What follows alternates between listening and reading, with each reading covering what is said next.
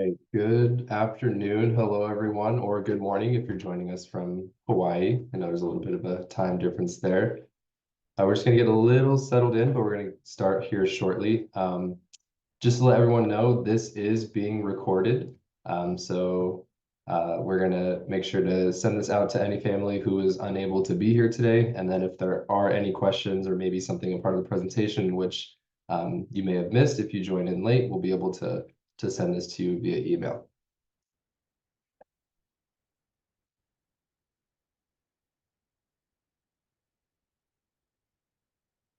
All right, so I'm going to go over the agenda today. But to get started, my name is Devin Jones. I'm one of the admissions counselors here at Pacific University. I cover a lot of territories within Oregon, along with California, Arizona, Nevada, and Utah. Today, during the Pacific U, we're going to talk a little bit about student life and the health center and the counseling center. So to get started, we're going to have Andra Dennis, who is the Associate Director of Campus Living. She's going to walk us through a little bit about student housing life, the experience, including kind of residential halls, maybe how to pair up with roommates, and how we can make more of the living experience home for you. So without further ado, I will go ahead and let Andra take it away.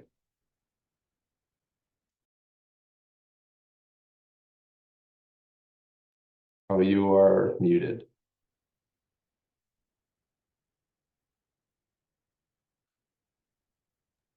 There we go. That should be better. Okay, and we should be sharing screen now so that you can see the presentation. Great. I'm Andra. I am so excited to talk to you about living on campus this next year. So let's just dive right in. I know that you all have big questions, especially about where you can live. So we have three main buildings that I want to highlight for you today.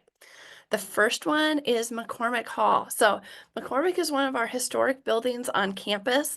It is a great place to live. There are 4 floors, is mostly shared double room, so you and one other person. It has huge lounges that are great for hanging out, and our students really like living there and the community that you get to build in McCormick. The second hall that I want to highlight is Cascade. So Cascade is really known for being the hangout space. There are multiple lounges on every floor. It's 4 floors. They are also mostly double rooms, but really set up for you all to be able to get to know each other. And then I'll end by talking about Walter Hall. So Walter is the last of the 3 halls that we really promote for first-year students, and Walter is specifically for first years. So in both McCormick and Cascade, you'll get a mixture of other students versus Walter really lets you connect with other first years. Has 3 floors with mostly double rooms, lots of good hangout study spaces. One of the things that students really highlight about living in Walter is how big the rooms are and how much storage you get, because there's essentially a wall full of storage for you and your roommate to use together. So those are the 3 main ones, and I'm happy to take questions here at the end so that you can learn more about living in each of these spaces. For now, let's just talk about the idea that all of our residence halls offer some amenities like being close to classes. Each one is really close to the heart of campus, so it's not a long walk to any of your classes. They all include free laundry and have printers and copiers, vacuums, all the things that you need to live there. Um, Doubles are called shared rooms sometimes, and we want to just be clear that it's the same price no matter which of the 3 buildings that you live in. And then it's just good for us to note that transfer students may be assigned to other halls, depending on the available spaces. We work really hard to place you all with your peers, which just helps you to have a great experience living on campus. Okay, let's talk a little bit about requirements. Pacific is a primarily residential campus. It means that students are required to live on campus and have a full meal plan for 4 full semesters, unless they qualify for an exemption. Might be wondering what exemptions include. Some of the exemptions we offer are for marriage or caring for a child dependent. The most common one is for students living with an immediate family member within 20 miles.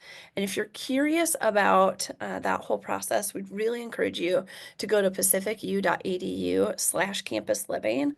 And then in this section menu bar, you'll scroll down to click on residency requirements and exemptions. It is actually easiest viewed on your phone, so you could check it out right now. Okay, next.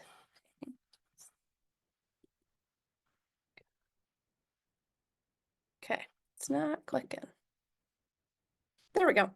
Okay, let's talk about how to apply for housing because any deposited student can start that application now.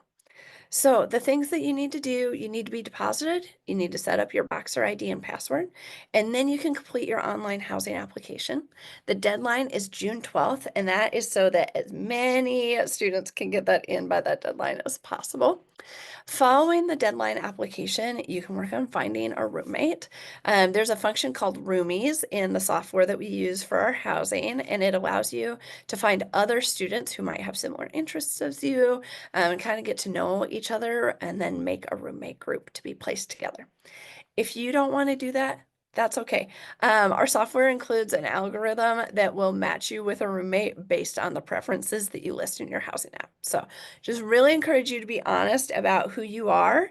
There are questions about when you get up and when you go to sleep and how clean you like your room. So just encourage you to really think about who you are and answer honestly.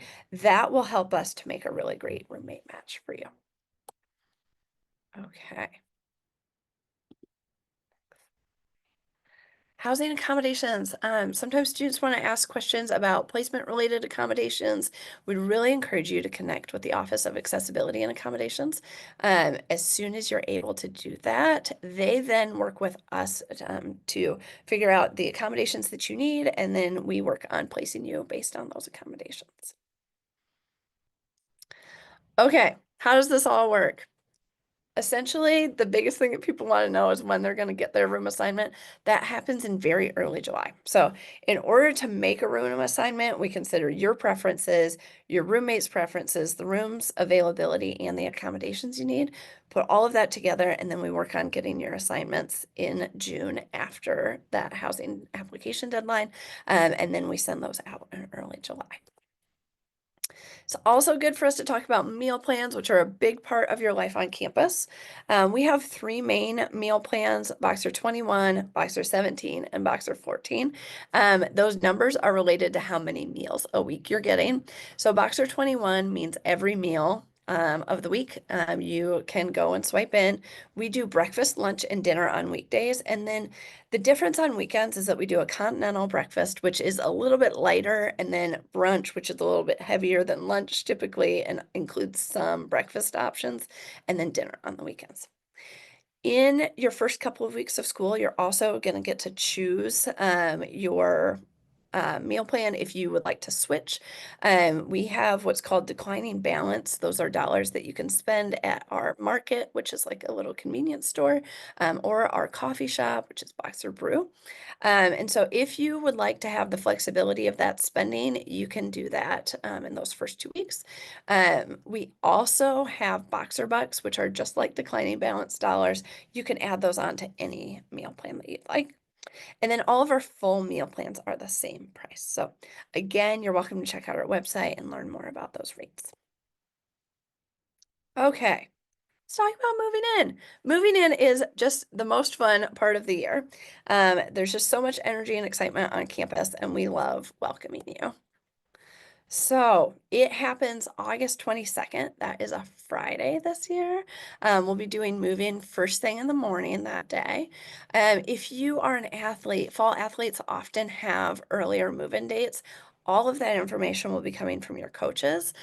So just keep an eye out for any notifications from your coaches about that. All right. Lots of questions usually about what to bring, what to leave behind. We really encourage you to review these lists. They're in our frequently asked questions. So you are welcome to check this out now. This will become a lot more important later in the summer. And if you have questions, we're happy to help with any specifics. Okay, a few photos from moving day. We have lots of people to help you. We want to make sure that you get settled. We get you your key. We get you all set. And it's part of our orientation process. So we're always really excited to welcome you to campus. All right, while you're here, you might need support, and that's great. We are here to help. We want to make sure that you always feel comfortable reaching out to us. So here's some of the support that you can expect in the residence halls. Each residence hall is supervised by an area coordinator. They are professional staff with master's degrees who live on campus. So they all live in the buildings on campus. They're here to help. We also have resident assistants. Those are current students who live on all of our floors and wings. So every student who lives on campus has an RA and has an area coordinator that's supervising their building. And then if you're looking for other help, campus public safety is here 24/7. So I want to make sure that you always know that there's somebody that you can call to help you out. All right. Then the other thing that we really want to talk about is the connections you build here. This is where you get to start building some of those lifelong friendships. So we really try and start that out the first day that you're here. We do hall hangouts within your residence hall that first night. We do roommate success plans so that you and your roommate can get to know each other a little bit, can set expectations for your rooms, and it really just kind of set a good foundation for the year. And then we have lots of hall events and activities planned. We've already started the planning process for next fall. We can't wait for you to be here, and we will have plenty of ways for you to get involved. All right, this is our last slide. Mostly just want you to know that we're here to help. You can email us anytime, campusliving@pacificu.edu, and we're happy to answer questions there.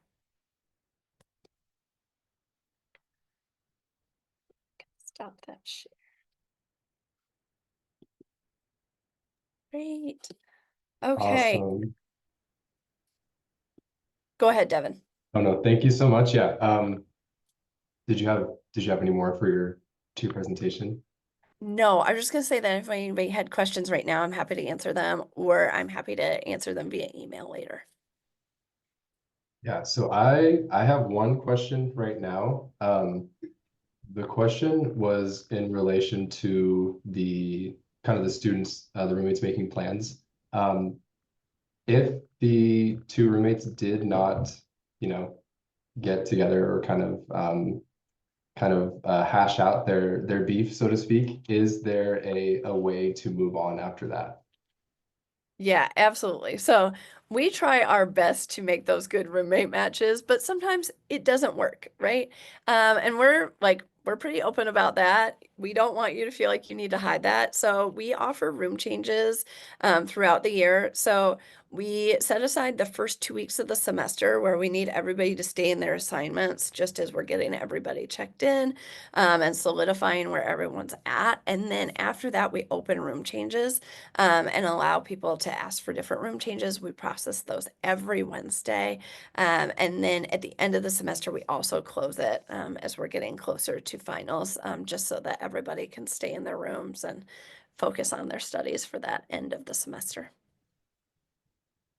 And then in relation to that, what if, as a student, what if we don't like the hall that we are in and we want to change that? And then if we want to change our residence halls, does it have to be in relation to kind of the roommate? Okay, great questions. So if you get your assignment in July and you're like, absolutely not, I do not want to live there, you are welcome to fill out the summer waitlist form and request the hall that you'd like to be in, and we can work on processing that. It does depend on availability at that point. So we work really hard to process those requests. And then once we get into the school year, if you're like, hey, McCormick's just not working out for me, I'd really like to live in Walter instead, like that's where all my friends are. Great. All you have to do is submit that same room change request on eRes Life, and we'll get that processed and get you moved over. And then what would be the process of getting your own bathroom? Okay, so that depends on space. And it can be, I will just say, we have limited availability for our suites, which, so suites are what we call rooms that have bathrooms attached. So we definitely encourage you to put that in your preferences on the housing application. We place as many students in those spots as we possibly can. And then you could also put in a room change or a summer wait list request if you didn't receive that placement initially, and we can work on that as space is open. Looks, oh, another one is just about safety. Safety protocols within the residence halls. Is there safety around? Is there a 24/7 safety, or is it kind of all up to the RA? It is not all up to the RA. So first I will say that campus public safety is here 24/7. There's always someone on call, and they're trained to really help students. So they actually are some of our most personable staff. They really like getting to know students and building those relationships. So first of all, I would say that. And then second, every night we have 4 RAs on call across campus. So we have kind of a split across campus that we call South Side and North Side. So we have 2 on each side. We publish the phone numbers for all residents to be able to see. We post them everywhere so that residents can call anytime during those nights or on the weekends, 24 hours a day. So want to make sure that there's always safety and support available to students. And then going off that, there was another question on if you lock yourself out. If you do lock yourself out, campus public safety can and will help you out there. Especially if your card isn't working, you can go over there and either have a new card reprinted, or maybe something within the system is a little glitchy or a little funky. When it comes to guests, can students have guests visit their dorms over the weekends or just throughout the semester? They can. So we have an overnight guest registration form that we just ask residents to fill out about their guests when they know that they're going to come stay the night.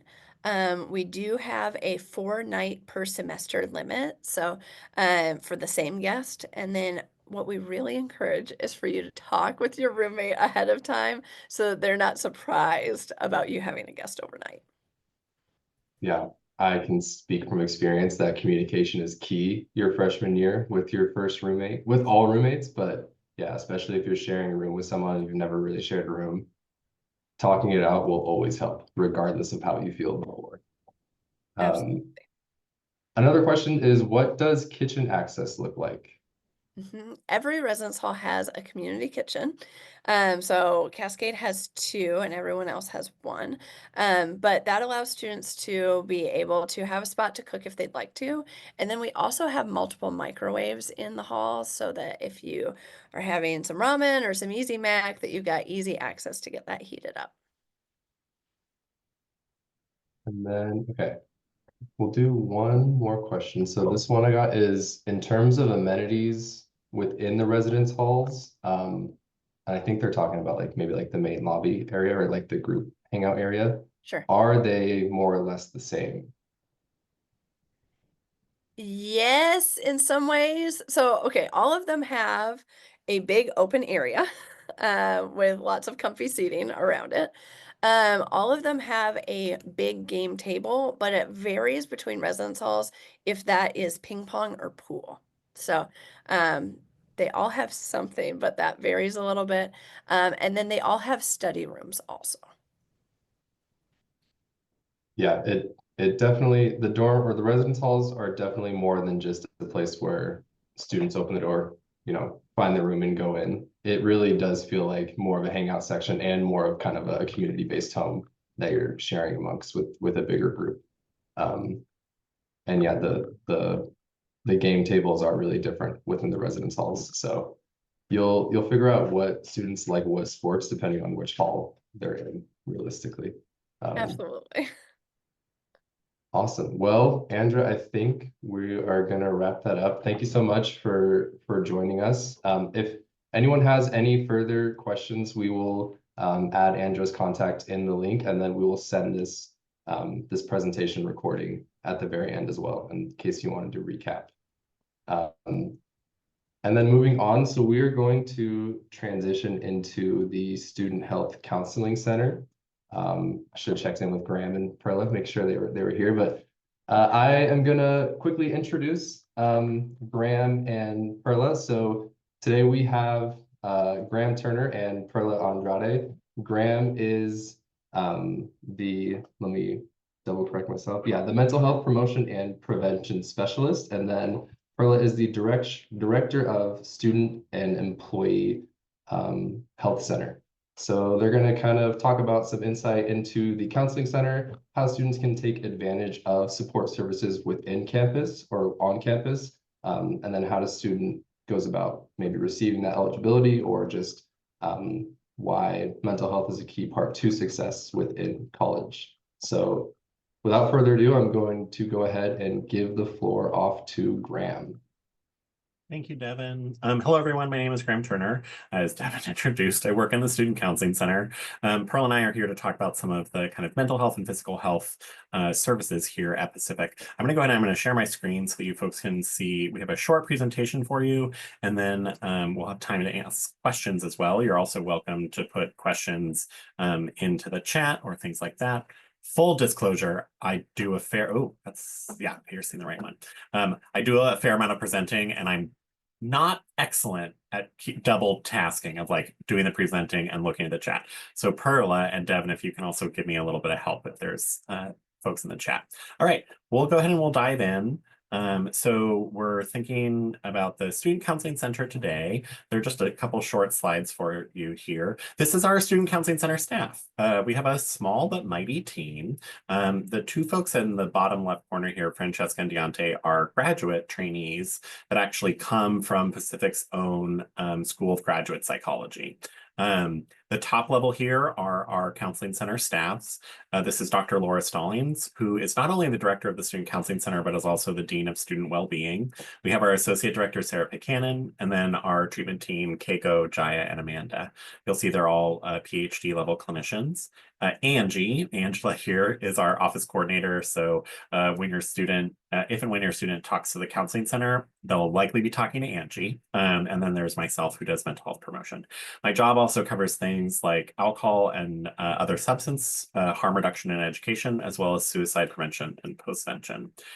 Both Pearl and I, your students, when they go through orientation, will see a fair amount of us. We're the folks who show up and talk about what's available and things like that. We appreciate that during orientation, there is a lot of information and students are like making friends and meeting roommates and things like that. So we try to make sure that there are a couple of opportunities for people to encounter this information.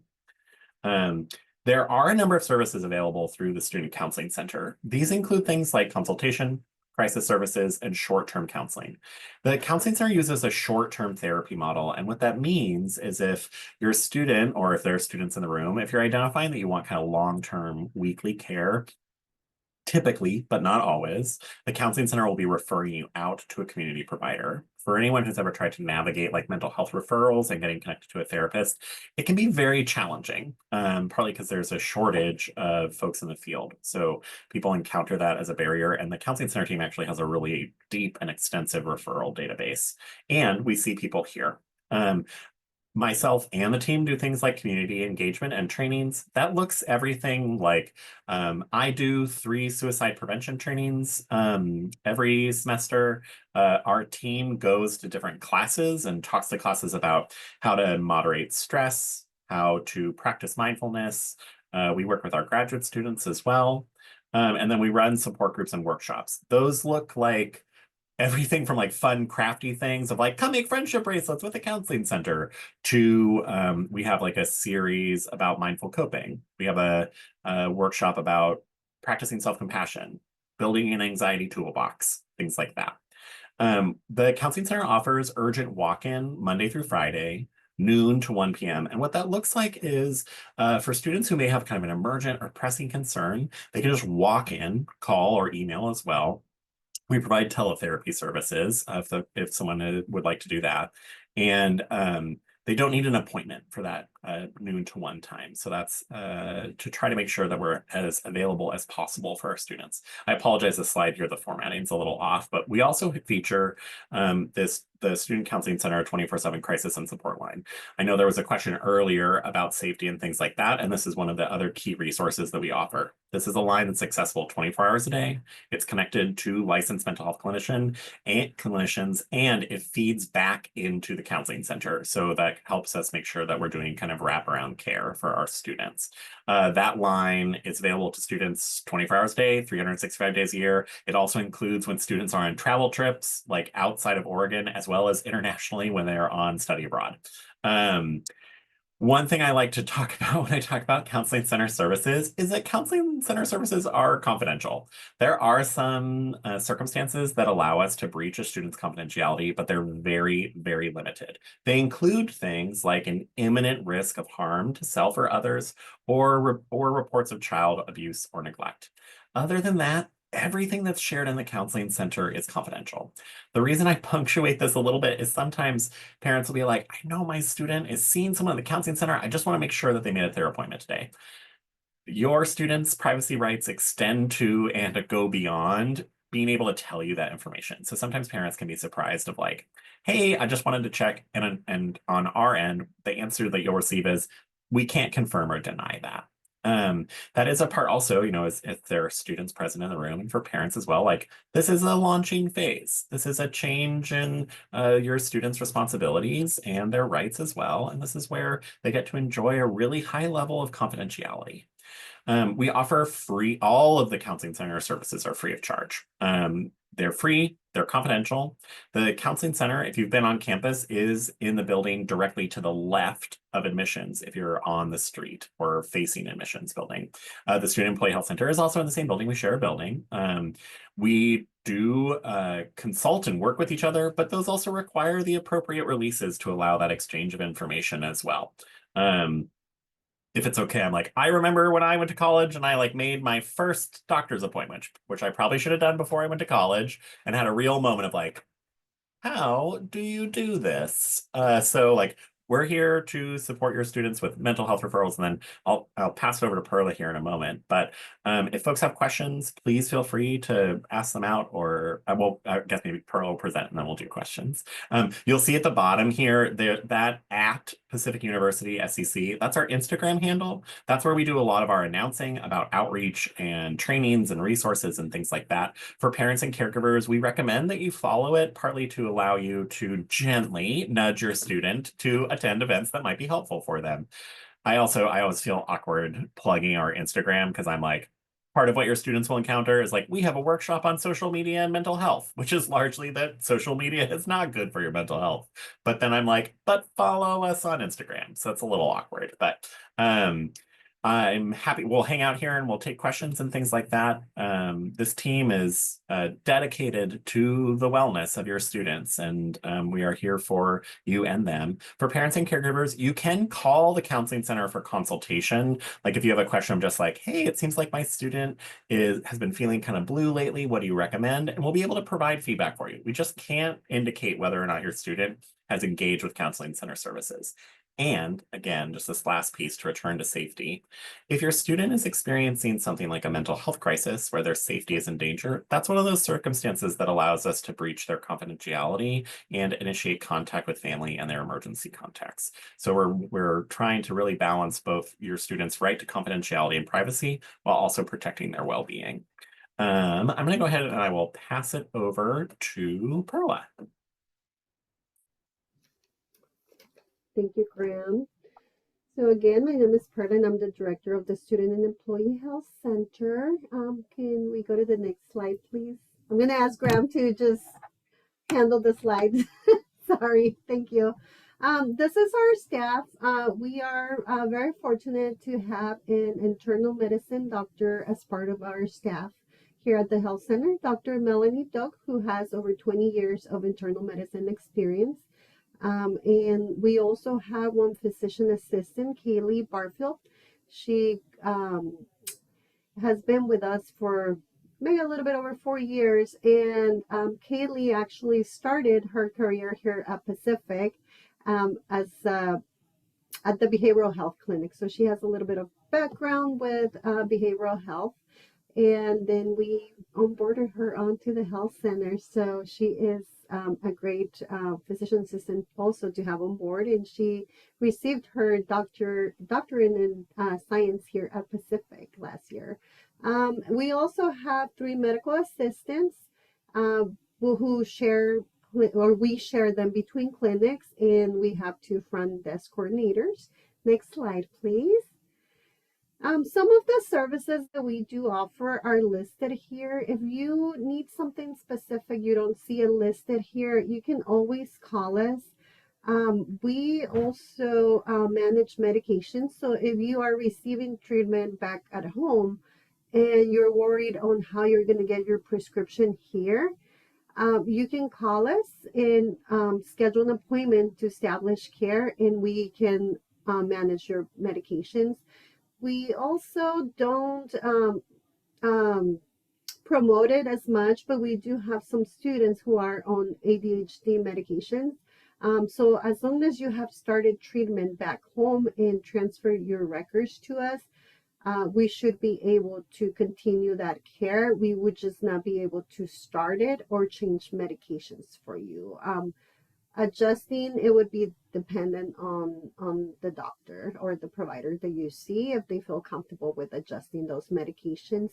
Another thing that we do, but is not listed here under services, is you are required to provide, and this is per the state of Oregon, any student needs to provide us proof of 2 doses of MMR vaccines, and that is usually given at birth.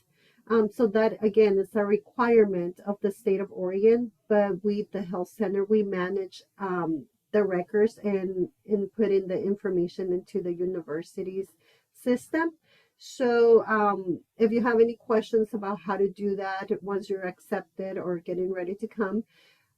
So again, it's not our policy, but it is a requirement from the state of Oregon. And let's say you started in the fall and didn't provide us with those records of the 2 MMR vaccines, then you would not be able to register for classes in the spring term. So this is just because we need to be compliant with the state, and every year we do have to report the numbers. We don't report your names, we just report the numbers of students that joined the university and the vaccines and the records that we received. Another thing is that we are a HIPAA clinic. We just function just like any doctor's office. So again, most of the students are under their parents' insurance. So we are able to bill that insurance, but same as the counseling center, if your parent calls, we are not allowed to disclose your information unless we have a signed release. Can we go to the next screen, please? I saw a question about insurance. Yes, we do accept insurance, and these are the insurances that we are contracted with. So if your insurance is not listed, then that means we could probably still see you if you have out-of-network benefits, but it would be more expensive for you. So the best way to find out is if you have out-of-network benefits, calling your insurance on the 800 number on the back of your card. So if you don't see your insurance here, we try to accept as many insurances as we can, but unfortunately, we're not able to take every insurance plan. And just one thing that I wanted to clarify is that yes, we do participate with Kaiser, but we can only accept Kaiser in Oregon or Southwest Washington. If you have Kaiser Hawaii or Kaiser California, they might give you a visitor's number, but that is only valid at a Kaiser location. It wouldn't be valid here at the health center. Can we go to the next slide, please? We do have some services that we're not able to offer here on campus. There is an urgent care really close to us. So this is just a little visual. Okay, so if I have a fracture, where do I go? If I need stitches, where do I go? So you will go to the urgent care. The closest urgent care is here in Forest Grove, about maybe a mile and a half from campus. And the closest emergency room is about 8 miles from campus. And so we're here on campus to serve you, but we are limited with the services that we can offer for you. And what else? Next slide. I'm not sure what the next slide is. Okay, so here is a plan, the student health insurance plan. So if you have the student Aetna, which is the insurance plan that the university offers, when you come see us here at the health center, your deductible doesn't apply, and your copay doesn't apply. It is about a little bit over $3,000. I believe it's $3,800. Oh, I'm sorry, it's closer to $4,000, but it's about $3,800 a year, and it's accepted at the health center and it's accepted nationwide. So if you're going to be going on a rotation too, you can rest assured that this plan is covered anywhere in the United States. And they also do have a travel insurance if you are going to be studying abroad. This is just a little health insurance 101 to become a little familiar with what is a deductible, what is the out-of-pocket max, co-insurance, and copay. Just a little thing to prepare you before you come on campus and then start scheduling appointments, and then you don't know what that is. Next slide, please. So we do have 2 clinic locations. We are here in Forest Grove, Monday through Friday, 9 to 4. And in Hillsborough, we are only open Tuesdays and Thursdays from 10 to 5. It is a smaller clinic, so we only have 2 providers, so we have to split them between 2 clinics. So that is the reason why. Also, we have been working with the Center for Gender Equity. So at the health center, you can stop by and we have free reproductive items. We have free condoms, free Plan B, free over-the-counter birth control pills. We're just here to help you succeed, and we don't want an unplanned pregnancy to stop your education. If there are any questions, please let me know. I think I see one here. There's a question, what about for student athletes? I am not sure.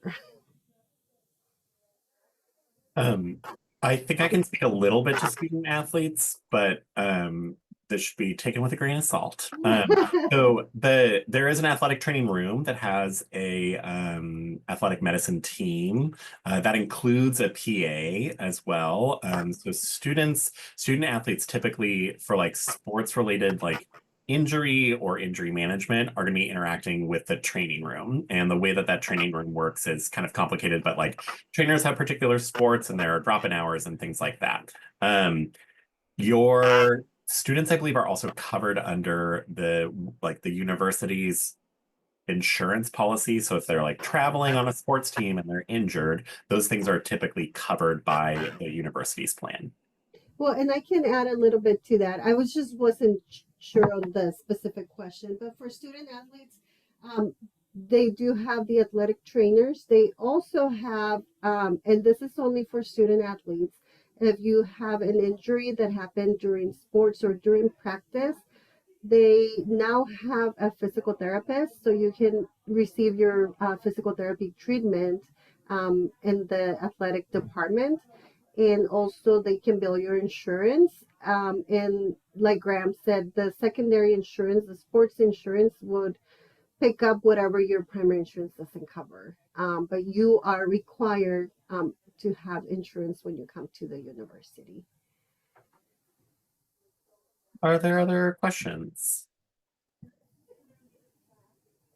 I got a question in terms of, so they said yearly vaccinations, so I'm assuming maybe like the flu or the COVID shot. Are those free to get on campus as a student?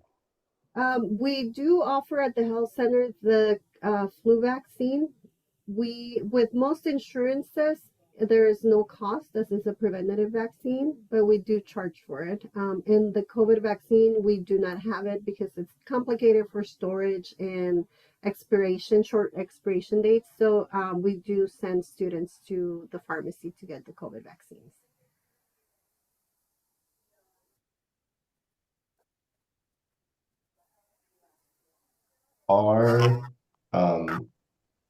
Does the health center provide smaller essentials, like kind of like Band-Aids or things like that, is what I would be guessing.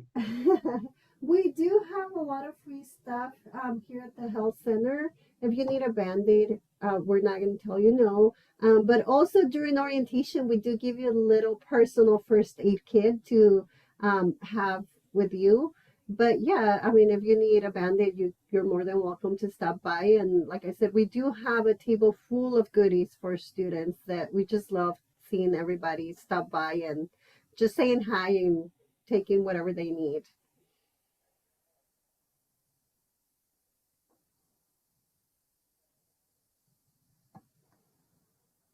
Can a student schedule an appointment on a weekend or a break, such as spring break? No, unfortunately, we are not open weekends and we are closed during spring break and winter break. The same goes for the Student Counseling Center, although the 24/7 line remains available.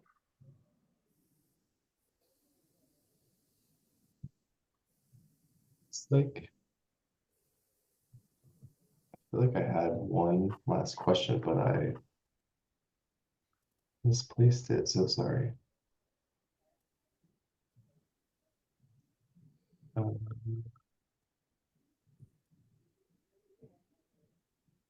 I think that is it. If we don't have any more questions, we can probably go ahead and wrap up. Oh, no, wait. Yeah, so Cheryl is going to put some of the contact information for both the counseling center and the health center. Graham and Perla, thank you so much for being able to hop on and share a little bit about the counseling and health center for the students. We really greatly appreciate it. And we also appreciate all the students and parents who were able to take some time, whether it be lunch or just maybe throughout the day, to kind of sit and chat with us during the PacU. Thank you so much for joining us, and we are going to go ahead and wrap up the presentation now. We will stay on the Zoom for a couple more minutes if you have any further questions, and then we will also make sure to send the recording over to anyone who joins or anyone who asks in the future. So thank you so much.